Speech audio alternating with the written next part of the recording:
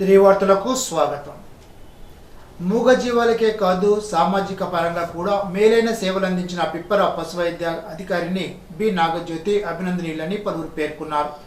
పిప్పర్లో 5 సంవత్సరాల పదవీ కాలం పూర్తయి బదిలీపై పూల వెళ్తున్న డాక్టర్ నాగజ్యోతిని బుధవారం రైతులు శాల్వాతో సత్కరించారు.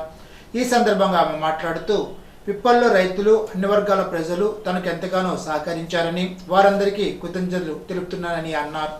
కార్యక్రమంలో పిప్పర పంచాయతీ కార్యదర్శి ఎన్విఎస్ నాగేంద్ర కుమార్, జేవి రాజు, కె శ్యామ్ సుందర్, జీవి కృష్ణారావు, ప్రముఖ చిత్రకారుడు రాజు, బత్తుల నారాయణ రైతులు పాల్గొన్నారు. గణపవరం 4 సచివాలయంలో మలేరియా వ్యతిరేక మాసోత్సవ సందర్భంగా సమావేశాన్ని నిర్వహించారు.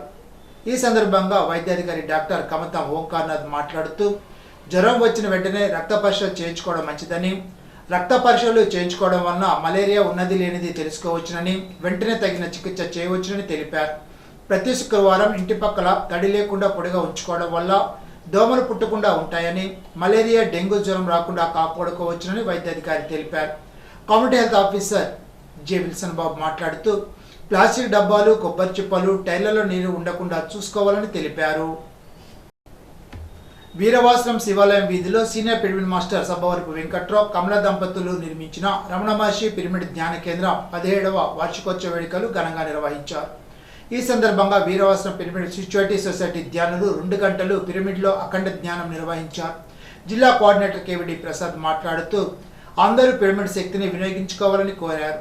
పిరమిడ్ నిర్మాత సభవరపు వెంకట్రావు మాట్లాడుతూ అందరూ ప్రక్కవారికి సాయం అందించాలని అన్నారు. కార్యక్రమంలో పాలారాజు, మేడ్శెట్టి కృష్ణారావు, ఎం మోహన్ కుమార్ తదితరులు పాల్గొన్నారు.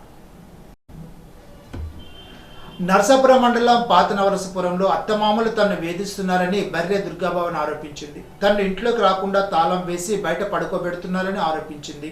తాను సంసారానికి పనికి రానంటూ భర్తతో పాటు అత్తమామలు అవమానించారని తెలిపింది. అత్తమామలు భర్తపై చర్యలు తీసుకోవాలని కోరుతూ ఇంటి ముందు దుర్గాభవాని నిరసన కార్యక్రమాన్ని చేపట్టింది. మొగల్తూరు మండలం కాళీపట్నంలో అన్నదమ్ముల మధ్య ఆస్తి తగాదాలు వచ్చింది. తమ్ముడు మణిబాబును రోడ్డు పైన కర్రలతో అన్నవారి కుటుంబ సభ్యులు కొట్టారు.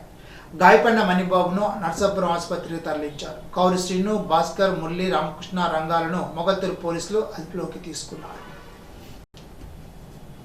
ఇప్పుడు తూర్పుగోదావరి జిల్లా వార్తలు. ముఖ్యమంత్రి సహాయ నిధి నిరుపేద ప్రజలకు వరం లాంటిదని రాష్ట్ర పర్యాటక, సాంస్కృతిక, సినిమాటోగ్రఫీ మంత్రి కందుల దుర్గేష్ అన్నారు.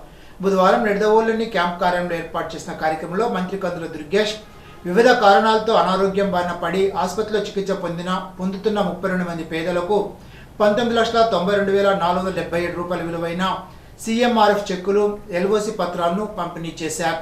ఇప్పటివరకు నిడదవోలు నియోజకవర్గంలో సీఎంఆర్ఎఫ్ ద్వారా 159 మందికి 1.53 కోట్ల లబ్ధి అందించామని మంత్రి దుర్గేష్ పేర్కొన్నారు. నిడదవోలు పట్టణంతో పాటు రూరల్, ఉండాజవరం, పెరవలి మండలాల్లో పలువురు సీఎంఆర్ఎఫ్ చెక్కులు అందించామని అన్నారు. కోరుమామిడికి చెందిన పసలపూడి నాగచంద్ర బేబీకి ఎల్ఓసి ద్వారా 4 లక్షలు మంజూరు చేయించినట్లు మంత్రి తెలిపారు. ఈనాటి బంగారు మాట. మనిషి ఔన్నత్యానికి కొలబద్ద మేధస్సు కాదు, హృదయం. Mother Teresa. ఈ వార్తలు ఇంతటితో సమాప్తం. తిరిగి బిజినెస్లో కలుసుకుందాం. అంతవరకు సెలవు. నమస్కారం.